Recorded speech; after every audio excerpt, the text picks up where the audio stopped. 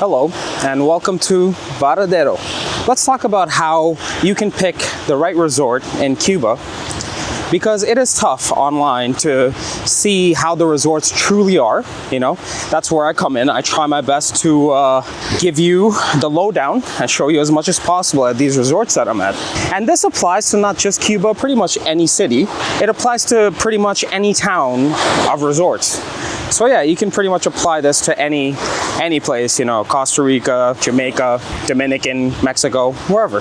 It's a nice day outside, huh? There are snowstorms back in Canada right now, so I'm happy to be here, I can't complain. So you want to go from top to bottom. So how we're going to attack this is slowly dwindling down your list of resorts. Now, first things first, you want to zero in on the city that you want to go to.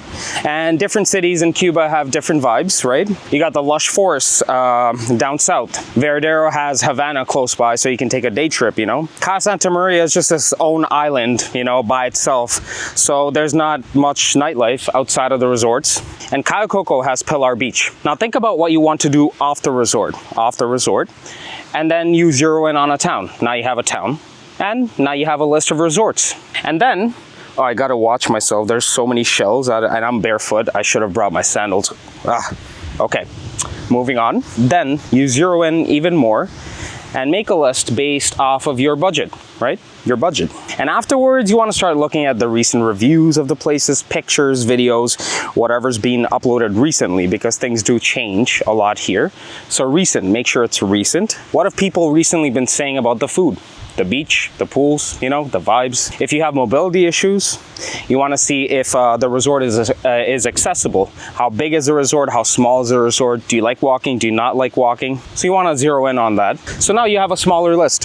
One thing that's been a lifesaver for me has been Facebook groups. So specific Facebook groups of these resorts. So for example, right now I'm at Residence Varadero. They have a specific Facebook group that I joined.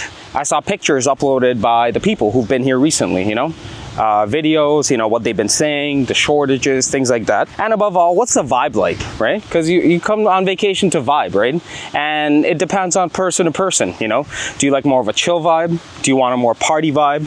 Now, again, for example, the Residence Varadero is definitely a party resort, perhaps the most amount of partying happening on the strip of resorts. And then think about what you prioritize, So you got to do a little bit of soul searching now.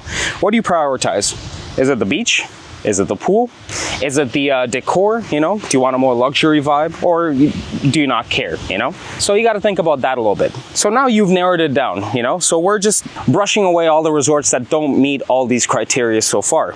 So by now you should have only a few resorts left, right? Maybe a handful, 2, 3, whatever resorts left. And now here comes the fun part. This is when you got to be a human being and you got to use your gut instinct. What does it feel like? What do the resorts feel like they would be like, And then just go ahead and press that book now button. Don't think about it too much. Don't ruminate too much. Don't sleep on it. In my experience, it hasn't really done much difference, because now you have only a few resorts, and chances are you're going to have a pretty similar experience no matter which of these few resorts you go to, right? Now you have the cream of the crop, so pretty much any of these few resorts you go to should be okay. I'm sure you know this, but Cuban resorts change on a weekly basis, so the shortages especially, some week they might have your favorite drink, the other week they might not, so it's really hard to foresee the future, right?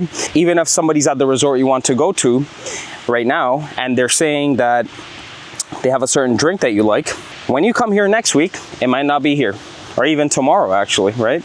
So everything's up in the air here in terms of food and drinks, right?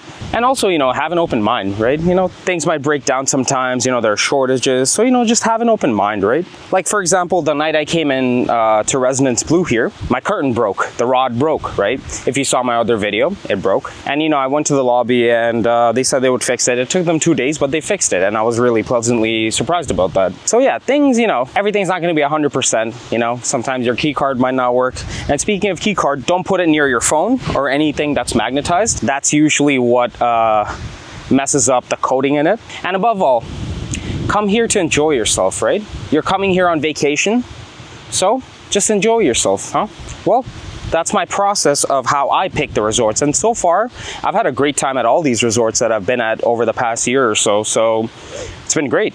Anyways, I hope this helped, and I wish you a very merry vacation. Thank you for watching. I'll see you in the next one.